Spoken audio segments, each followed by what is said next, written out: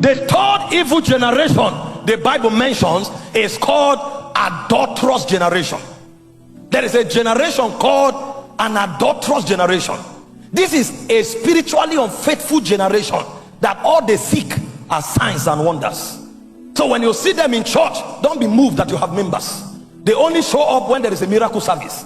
They are looking for a prophetic word. They are looking for an impartation. They are looking for a miracle. But when you say, let us pray for Takoradi, they will not show up. The Bible calls that generation an adulterous generation. Matthew 12:39, he said, you are an evil generation. An adulterous generation seeks a sign. They don't want God. So when you see that guy sweeping in church, he doesn't have the heart of service. He's looking for fruit of the womb. The moment a child is born, you will not see that person in church again.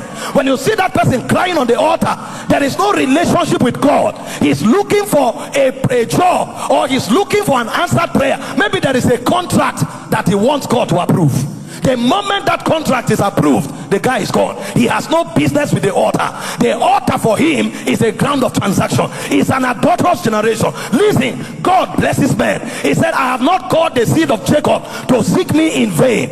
He said, I know the thoughts that I think towards you. They are thoughts of good and not of evil, to give you a hope and a future. God blesses men. But the reason we come to God is not things. We come to God for who he is.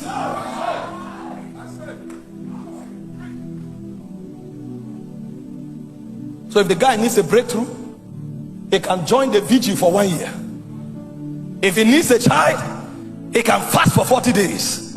But when that breakthrough happens, if you ask him about fasting, say, what do you mean? When the child comes, tell him you are going for a prayer meeting. He say, you are praying too much. This prayer, are we not going to rest? When you tell him about God, after he gets an answer, he will not be there.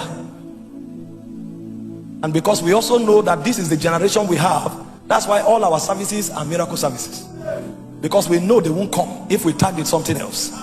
Something is wrong. I'm not saying we shouldn't have miracle services where we help the faith of the weak to receive. I had one on Sunday, but I am saying from January December to December cannot be miracles and prophecy.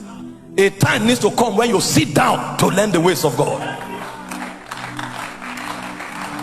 There's an adulterous generation. I need to lay this foundation so that you don't think value adding is just about your physical life improving. No, man has three components. There is a body, there is a soul, and there's a spirit.